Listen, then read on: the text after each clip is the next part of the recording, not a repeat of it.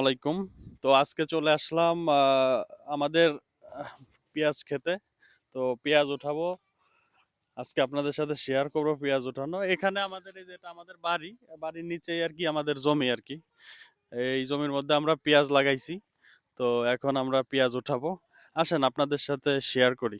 আসলে বাড়ি এসে এই মাঠে ঘাটে ঘোরা এবং এই যে হেল্প করা, কাজে হেল্প করা, এগুলো আসলে ভালো লাগার একটা বিষয়।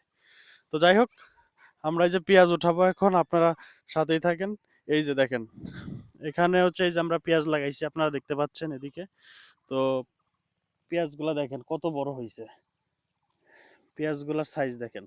পেঁয়াজগুলো এখন পরিপূর্ণ হয়ে গেছে, পেঁয়াজগুলো আমরা এখন উঠাচ্ছি। আর ওই দিকে হচ্ছে একজন উঠাচ্ছে, আমরা একজন লোক নিছি আর কি পেঁয়াজ উঠানোর জন্য। একা একা তো সম্ভব না, তো আমরা একজন লোক নিয়েছি। তো যাই হোক, আমরা আপনার সাথে থাকেন, আপনাদের সাথে শেয়ার করি আসলে বিষয়গুলি। চলেন। তো প্রচুর ঘাস হয়েছে পেঁয়াজের ভিতরে, ঘাসে তো গাদি মারা।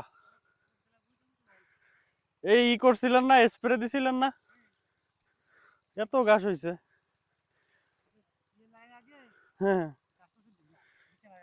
পেঁয়াজ তো ভালো হয় নেই দেখা যাইতেছে, হ্যাঁ একেবারেই মানে ছোট ছোট পেঁয়াজ। প্রচুর ঘাস হয়েছে পেঁয়াজের ভিতরে,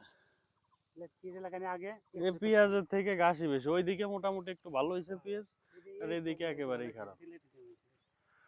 তো যাই হোক, আপনারা দেখতে পাচ্ছেন এই যে আমরা পেঁয়াজ এখানে উঠাইছি। এই যে পেঁয়াজের সাইজ আসলে ওই রকম ভাবে হয় নাই, কারণ ফলন এবার খুব খারাপ হয়েছে আর কি, ঘাসের কারণে ফলন খুবই খারাপ হয়েছে। এদিকে এই যে উঠায় উঠায় রাখা হয়েছে পেঁয়াজ। তো যাই হোক, আমাদের এই ক্ষেতটা কিন্তু অনেক বড়, কিন্তু আসলে ওই রকম ভাবে আবাদ না করার কারণে আসলে ঘাস হয়ে গেছে প্রচুর আকারে। তো যাই হোক, আপনাদের সাথে শেয়ার করলাম ভিডিওটি। আপনাদের কাছে কেমন লাগছে আপনারা অবশ্যই অবশ্যই কমেন্টস করে জানাবেন। তো আজকে এই পর্যন্তই, ভালো থাকবেন সবাই। আসসালামু আলাইকুম।